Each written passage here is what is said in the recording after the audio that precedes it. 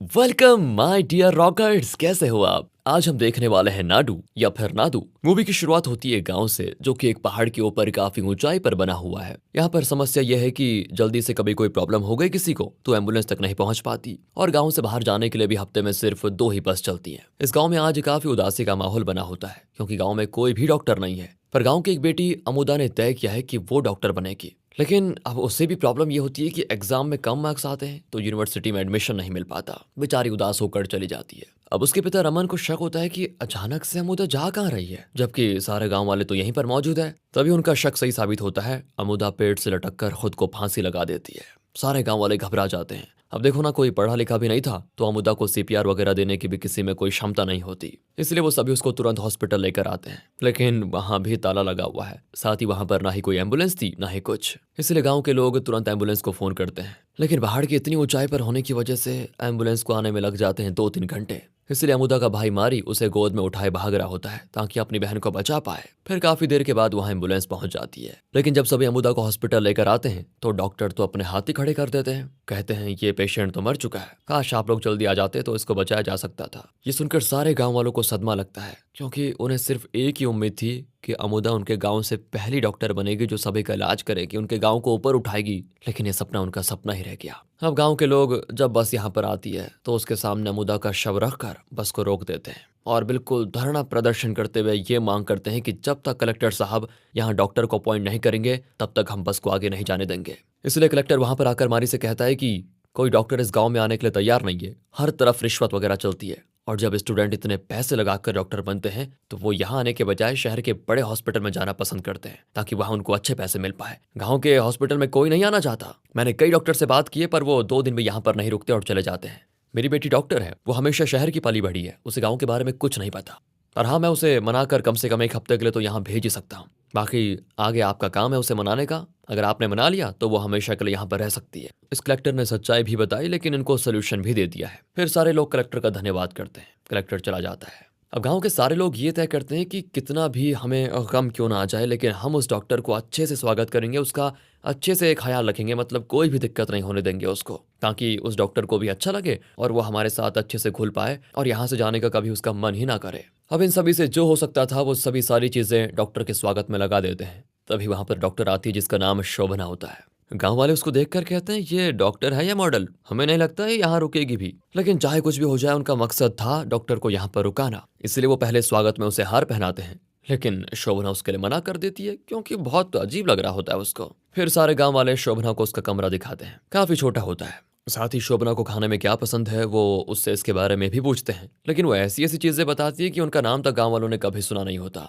शोभना उनसे कहती है आप लोगों को कुछ करने की जरूरत नहीं है, मैं मैनेज कर लूंगी। अब रात को जब शोभना सो रही होती है तभी उसके घर के बाहर टाइगर आ जाता है।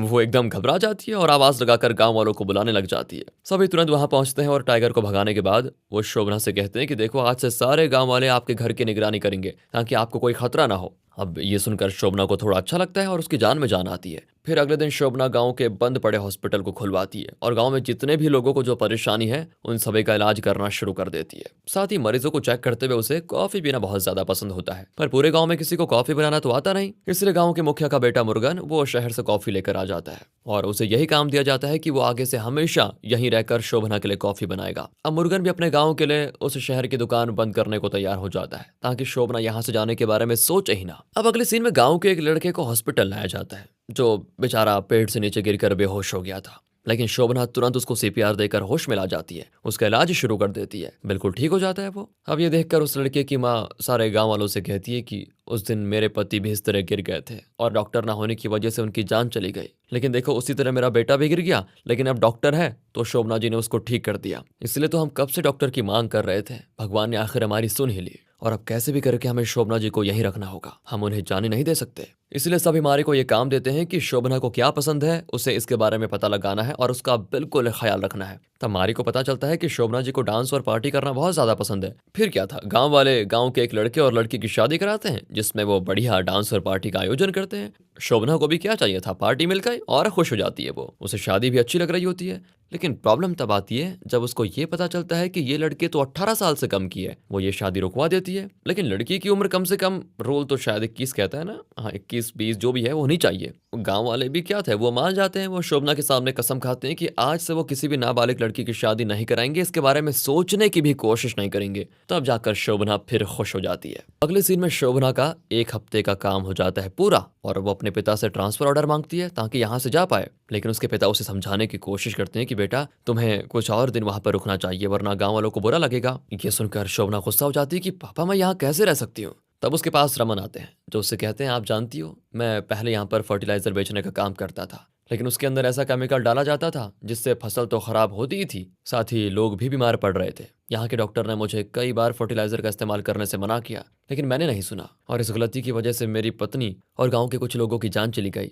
फिर मैं जब डॉक्टर से माफ़ी मांगने गया तो पता चला कि डॉक्टर तो मर चुके हैं। इस चीज़ का मुझे इतना पछतावा हुआ कि मैंने अपनी सारी संपत्ति बेचकर इस हॉस्पिटल को बनवाया, लेकिन कोई भी डॉक्टर यहाँ आने को तैयार नहीं होता, पता नहीं क्यों। इसलिए मैं आपसे हाथ जोड़कर विनती करता हूँ कि एक बार इस गांव के बारे में सोचिए, एक बार जरा सोच के देखिए, क्योंकि मैं जबरदस्ती आपको यहाँ नहीं रोक सकता। आप प्लीज इसके बारे में सोचिएगा। इतना कहकर वो वहां से चले जाते हैं। ये सुनकर शोभना को बुरा भी लगता है कि यार यहीं रुकना चाहिए मुझे। अब शोभना रमन को हॉस्पिटल लाकर उसका चेकअप करती है क्योंकि काफी दिनों से उसकी तबीयत खराब थी। और जब रमन की ब्लड टेस्ट रिपोर्ट आती है तो पता चलता है कि रमन को कैंसर है। ये जानकर वो परेशान हो जाती है और उसे कैंसर की दवा लिख कर देती है। लेकिन शोभना उससे कहती है कि आपको टेंशन लेने की जरूरत नहीं है, जब तक आप ठीक नहीं हो जाते मैं वादा करती हूँ कि यहाँ से कहीं नहीं जाऊंगी। और ये सुनकर रमन एकदम खुश हो जाता है। अब रात को शोभना मारी से कहती है क्या तुमने गांव में किसी को डॉक्टर बनाने के बारे में कभी सोचा नहीं।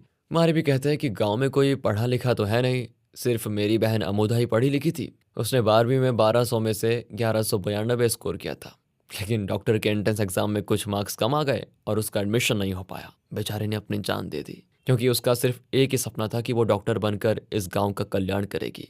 लेकिन जब उसको पता लगा कि उसका एडमिशन नहीं हो सकता, उसका सपना टूट गया और वो बर्दाश्त नहीं कर पाई।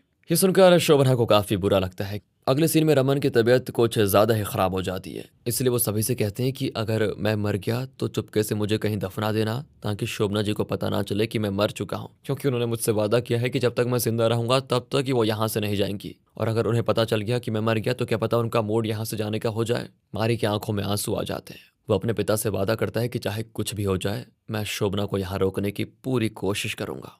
इतना सुनते रमन दम तोड़ देता है। सारे लोग बिना किसी रीति रिवाज के उसको दफना देते हैं, पर इससे मारी भी अंदर से पूरा टूट जाता है। तभी उसे उसके चाचा लक्ष्मण दिखाई देते हैं जो कि रमन के जुड़वा भाई हैं। इसलिए वो अपने चाचा को अपने पिता के लुक में पूरी तरह ढाल देता है ताकि शोभना को पता ना चले कि रमन की मौत हो चुकी है। अगले सीन में शोभना रमन को टेस्ट के लिए हॉस्पिटल बुलाती है, इसलिए वहां पर लक्ष्मण को भेजा जाता है। और जब उसकी टेस्ट रिपोर्ट आती है तो पता चलता है कि कैंसर तो अब लास्ट स्टेज पर पहुंच चुका है, जिसका इलाज बिल्कुल नामुमकिन है। ओह, यानी लक्ष्मण को भी कैंसर है और वो भी लास्ट स्टेज का। इसलिए वो इस कैंसर स्टेज के बारे में मारी को बताती है। मारी भी एकदम दुखी हो जाता है और अपने चाचा की देखभाल करना शुरू करता है क्योंकि उसके पिता के बाद अब वही उसका सहारा है। लेकिन बेचारे की किस्मत तो देखो, उसके चाचा भी अपनी जान गंवा देते हैं। अब ये देखकर गांव का एक आदमी शोभना को सारी बात बता देता है कि ये लक्ष्मण थे, रमन तो काफी पहले मर चुके थे, आप यहीं रुक जाओ। इसलिए सभी ने आपको रमन के मरने के बारे में कुछ नहीं बताया, पर अब तो लगता है कि भगवान भी हमारा साथ नहीं देना चाहते। ये सुनकर शोभना एकदम उदास हो जाती है और सुबह होते ही सभी गांव वालों को बताती है कि मैं चाह कर भी यहाँ नहीं रुक सकती क्योंकि मेरी शादी फिक्स हो गई है। जाहिर है मुझे वहाँ जाना ही पड़ेगा और उससे भी मैं रोक नहीं सकती। इसलिए मैं आपसे विनती करती हूँ कि मेरी वजह से आपने जो परेशानी उठाई उसका मेरे ऊपर कर्जा समझो, क्योंकि मेरे पास यहाँ से जाने के अलावा कोई दूसरा रास्ता है नहीं। अब ये सुनकर सारे गांव वाले उदास हो जाते हैं कि शायद अब शोभना को रोक पाना मुश्किल है। अब अगले सीन में मुखिया मारी से कहता है कि अगर शोभना गांव के किसी लड़के से शादी कर ले तो हो सकता है कि वो यहीं रुक जाए, इसलिए हमें ऐसे लड़के को ढूंढना होगा जिसे शोभना पसंद कर ले। लेकिन अब मुर्गन कहता है कि किसी भी लड़की को प्यार के सिस्टम में ढालने के लिए मिनिमम रिक्वायरमेंट एक सुंदर चेहरा तो होना चाहिए, लेकिन वो कहाँ से लेकर आएंगे। और उनसे कहता है कि अगर तुम में से किसी ने भी शोभना को शादी के लिए मना लिया तो जो जमीन मेरे पिता ने मुझे दी वो मैं तुम्हें दे दूंगा, क्योंकि मैं तो सुंदर हूं नहीं ना जो शोभना मेरे प्यार में पड़ेगी। इस पर सभी लड़के मान जाते हैं, लेकिन शोभना लड़के को पसंद तो क्या किसी से बात तक नहीं करती और उनकी भी हिम्मत नहीं होती कि वो शोभना से बात करे। इसलिए मारी उन लड़कों को समझाता है कि अरे तुम्हें शोभना के पास जाकर क्या कहना है ध्यान से सुनो। वो उन्हें समझाते हुए अपनी आप बीती बताकर खुद ही रोने लग जाता है। अब ये देखकर मुर्गन उससे कहता है कि अगर ये बात है तो खुद शोभना से कह दो तुम, शायद वो तुम्हें पसंद करने लग जाए।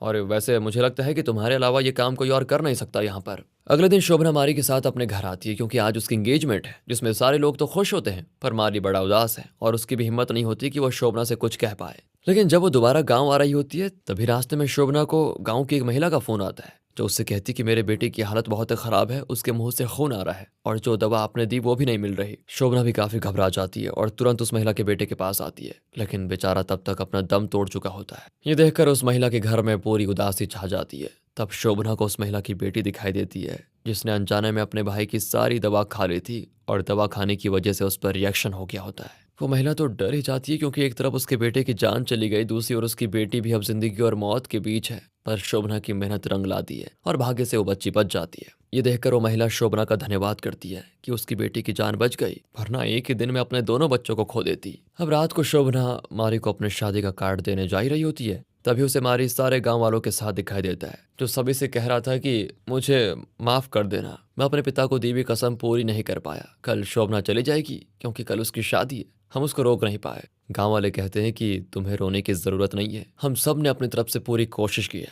मुर्गन ने अपनी दुकान छोड़ दी, हमने ऐसे ऐसे खाना बनाया जिसका आज तक नाम नहीं पता था, हर काम शोभना के लिए छोड़ दिया, पर आज वो भी जाना चाहती हैं तो जाने दो, हमारी किस्मत अब भगवान ही लिखने वाले हैं। लेकिन मारी उन्हें समझाता है कि शोभना ने वैसे हमारे लिए बहुत कुछ किया है, इसलिए हमें नाराज नहीं होना चाहिए, खुशी से विदा करना चाहिए। और ये सारी बात सुनकर शोभना के आंसू थमने का नाम नहीं लेते, लेकिन वो भी बेचारी क्या करती। इसलिए वो अगले दिन सारे गांव वालों से दिल से माफी मांगती है कि मैं आप लोगों की मदद नहीं कर पाई। तभी एक महिला शोभना से कहती है कि आपने मेरी डिलीवरी करवाई थी, मेरी हालत ऐसी थी कि शायद मैं मर जाती, लेकिन आपकी वजह से मैं और मेरी बेटी दोनों सही सलामत हैं। लेकिन मैं चाहती हूँ कि अब आप मेरी बेटी का नामकरण करें। ये सुनकर शोभना उसकी बेटी का नाम मुतु लक्ष्मी रखती है, जो कि साउथ इंडिया की सबसे पहली महिला डॉक्टर का नाम भी है, जिसके साथ वो सभी को दुखी छोड़कर उदास मन से हमेशा के लिए चली जाती है। अब मूवी के आखिर सीन में मारी उस हॉस्पिटल को ताला लगाते हुए कहता है, अब ये ताला तभी खुलेगा जब मधु लक्ष्मी एक डॉक्टर बन जाएगी और तब जाकर मेरे पिता से की हुई कसम मेरी पूरी होगी। इतना कहकर वो उदास मन से चला जाता है। ओ यार, ये सैड एंडिंग ना। और इसी इमोशनल एंडिंग के साथ दोस्तों ये मूवी खत्म होती है। मूवी के एंड क्रेडिट सीन में हम कुछ रिपोर्ट्स को देखते हैं जहां आज भी कई गांव में डॉक्टर या हॉस्पिटल अवेलेबल नहीं है। कई लोग बिना इलाज के मर जाते हैं, कई लोगों को डॉक्टर की सहायता नहीं पहुंच पाती, कुछ लोग तो अपनी जान बचाने के लिए मारी की तरह पैदल हॉस्पिटल चल जाते हैं। कब तक चलेंगे ऐसे गाँव बिना डॉक्टर और हॉस्पिटल के? Need to think about it rockers. बाकी अगर आपको वीडियो अच्छी लगी हो, एक्सप्लेनेशन अच्छा लगा हो, फील आया हो कुछ, तो लाइक कीजिए और चैनल को सब्सक्राइब। मिलते हैं अगली वीडियो में, तब तक के लिए ध्यान रखिए अपना and finally thanks for watching.